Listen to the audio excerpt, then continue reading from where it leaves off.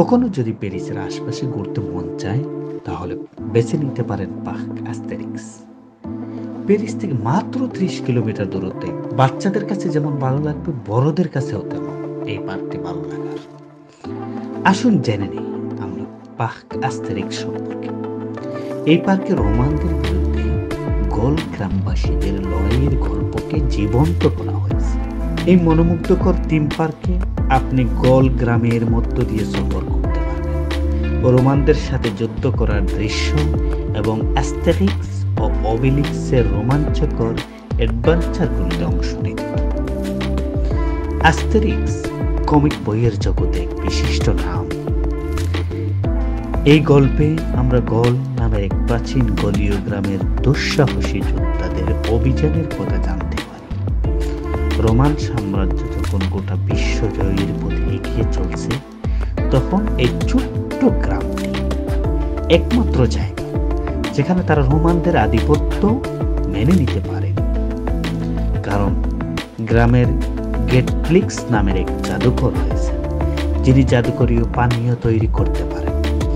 এই পানীয় পান করলে যে কেউ অতি মানবীয় শক্তি লাভ করতে পারে। তাই রোমান সেনাবাহিনী যতবার তারা এই গ্রামকে আক্রমণ করে, অ্যাস্টেরিক্স তার সবচেয়ে ভালো বন্ধু অবেলিক্স সহ গ্রামবাসীরা তাদের জাদুকরী পানীয়ের সাহায্যে রোমানদের পরাজিত। কারণ গ্রামবাসীদের কিন্তু অ্যাস্টেরিক্সের গল্প শুধু যুদ্ধ নিয়ে নয়, এটি একটি মজার দৃশ্য, মজার কৌশল এবং বন্ধুত্বেরও গল্প। অ্যাস্টেরিক্স ও অবেলিক্সের বিভিন্ন রোমান শাসকদের মোকাবেলা করতে বিদেশ ভ্রমণ করে। তারা যাত্রাপথে তাদের মজার চরিত্রের সাথে দেখা করে, চতুর ফন্দি পাড়ে এবং রোমানদের পরিকল্পনাকে নষ্ট করে দেয়। এই পার্কে রয়েছে পৃথিবীর অন্যতম দ্বিতীয় স্পিড রাইড। আপনি যদি চড়তে চান তাহলে পার্ক অ্যাস্টেরিক্সে যেতে পারেন।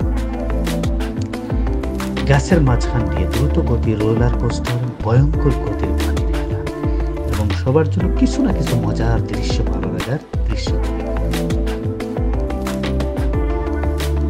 লা মেজো হান্তে ভূত এবং খুনিদের ভরা এই বাড়িতে ডুমারুন যদি আপনি সাহসী হন। এই পার্কে কিন্তু মজাদার খাবারও রয়েছে, বেশ কিছু বুফে রেস্টুরেন্ট। পাশাপাশি যদি রাত্রে কাটাতে চান, 3টা হোটেলের ব্যবস্থা রয়েছে। যদি বাচ্চাদের নিয়ে এবং প্যারিসের আশপাশে কোথাও ঘোরার মন চায়, তাহলে এই পার্কটি আপনার জন্য পছন্দের তালিকায় বেছে নিতে পারেন।